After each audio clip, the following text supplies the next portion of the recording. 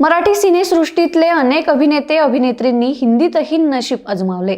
त्यातल्या फारच थोड्या जणांना यश आलं. अनेकदा मराठी सिनेसृष्टी आणि हिंदी सिनेसृष्टीबाबत एक चर्चा नेहमीच रंगल्याचं आपण पाहिलंय की मराठी सेलिब्रिटींना हिंदीत अनेकदा नोकराच्या भूमिका मिळतात किंवा अगदी साइड रोल्स ऑफर होतात. अनेकदा मराठीत अगदी सुपरस्टार म्हणून ओळखले जातात, पण हिंदीत त्यांना फारसं यश मिळत नाही. अशातच आता यावर 90च्या दशकातला चॉकलेट बॉय म्हणून ओळखल्या जाणाऱ्या अजिंक्य देव यांनी भाष्य केलंय. मला ऍक्शन हिरो बनायचं होतं, पण हिंदीतल्या लॉबीनं मला आत शिरू दिलं नाही, अशी तक्रार केली आहे.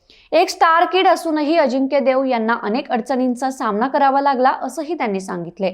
माझे वडील रमेश देव यांनी हिंदीतली लॉबी मोडून काढली होती. डॉक्टर श्रीराम लागू, नाना पाटेकर यांनी ही लॉबी मोडून काढली होती. पण माझ्या वेळी अनेक स्टार किड्स इंडस्ट्रीत आले. अजय देवगण, सनी देओल असे आम्ही सर्वच एकाच काळातले आहोत. नंतर शाहरुखचा काळ आला, असं हिंदीतल्या लॉबीविषयी बोलताना अजिंक्य देव म्हणाले.